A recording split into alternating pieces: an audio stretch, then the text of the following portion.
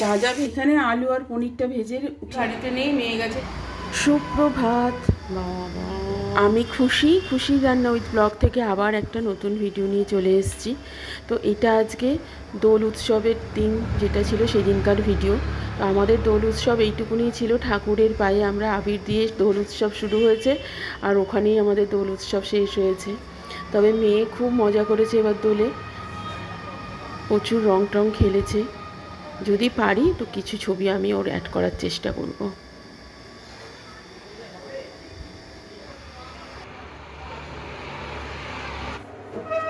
পুজো দিয়ে চলে এসেছি একদম সোজা রান্নাঘরে, রান্না বসাবো এখন।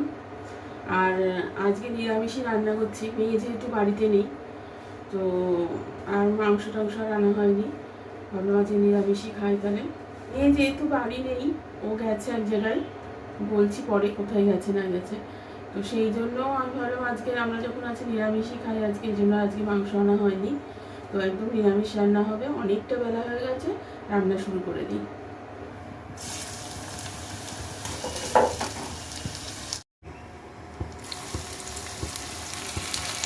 ফ্রাইড রাইস রান্না করব, সেই জন্য সব সবজি টবজি যেগুলো লাগবে সব ভেজে নিচ্ছি এখন এখানে।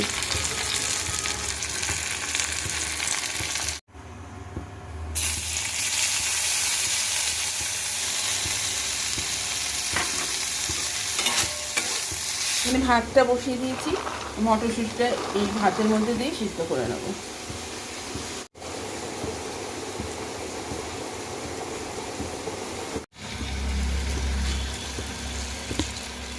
এখানে ভাজা সবজিগুলোর মধ্যে আমি একটু নুন আগেই দিয়েছিলাম, এখন একটু চিনি মিশিয়ে রেখে দেবো।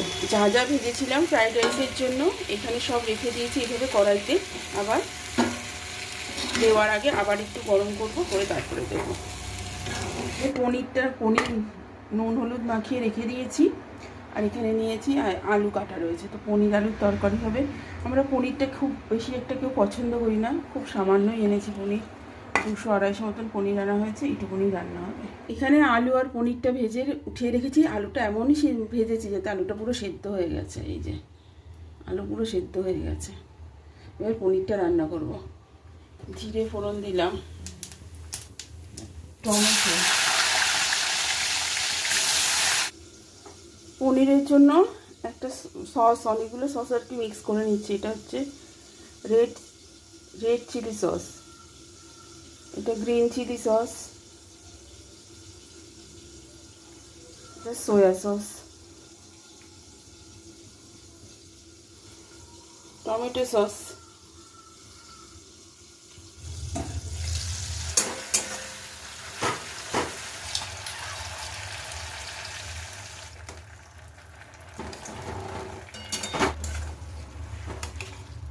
একটু জল দিয়ে দিচ্ছি, ওই সসের বাটি ধোয়া জল, আর পনিরটা যেটার মধ্যে ছিল।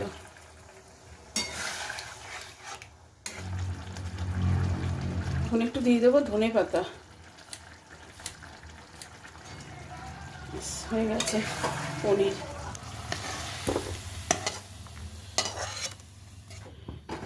ফ্রাইড রাইসটা এবার ঠিক করবো।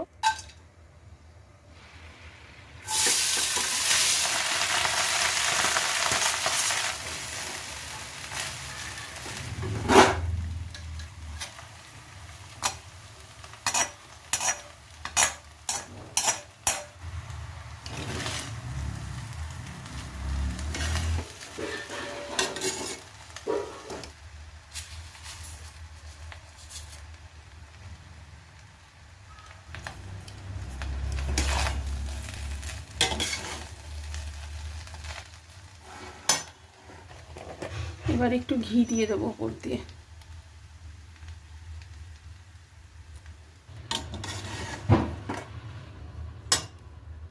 কমপ্লিট ঘরদোর, রান্নাঘরটাও মোটামুটি পরিষ্কার করে নিয়েছি। এই যে এদিকেও সব পরিষ্কার। খাবার নিয়ে চলে এসেছি এখানে টেবিল একটু পরিষ্কার, মানে কেউ যে পুজো দিয়েছি প্রসাদগুলো রয়েছে ওটা একটু সরাবো, সরিয়ে এবার খাওয়া দাওয়া শুরু হবে। এই যে হোলি স্পেশাল খাওয়া দাওয়া, এখানে আছে ফ্রাইড রাইস, এখানে আছে পনির, পনিরটা সস পনিরই বলি, সস দিয়ে করা হয়েছে, কিন্তু খুব ভালো খেতে হয়েছে। মেয়েই আইডিয়া দিল, মেয়েই বললো যে একদম প্লেন করবে মা, তাহলে একটু সস টস দিয়ে ভালো করে করো। বললাম ঠিক আছে করবো। দেখলাম বেশ ভালোই খেতে হয়েছে ওর কথা শুনে করাতে। স্যালাড কেটে নিয়েছি, আর এই যে চাটনি। এই হচ্ছে আজকে আমাদের হোলির খাওয়া দাওয়া, দোল উৎসবের খাওয়া দাওয়া। এই যে খাবার নিয়ে বসে পড়েছি, সব খাওয়া দাওয়া হয়েও শুরু হয়ে গেছে। আর একটা কথা যেটা অর্ধেক বলেছিলাম, মেয়ে বাড়িতে নেই, মেয়ে গেছে বান্ধবীর বাড়িতে, শান্তিনিকেতন গেছে। অ্যাকচুয়ালি শান্তিনিকেতন মানে বোলপুর বললেই তো শান্তিনিকেতনটাই মনে পড়ে, তো সেই জন্যই শান্তিনিকেতনই বলছি, কিন্তু শান্তিনিকেতন থেকে অনেকটাই দূর হয়তো ওদের বাড়ি যেখানে গেছে। রাখছি এখনকার মতন টাটা। আর যারা ভিডিওটা দেখেন প্লিজ ভালো লাগলে একটু লাইক করে দেবেন। যারা আমার চেনাশোনা আত্মীয় স্বজন বন্ধু বান্ধব যারা দেখেন প্লিজ একটু লাইক করে দেবেন ভিডিওটা।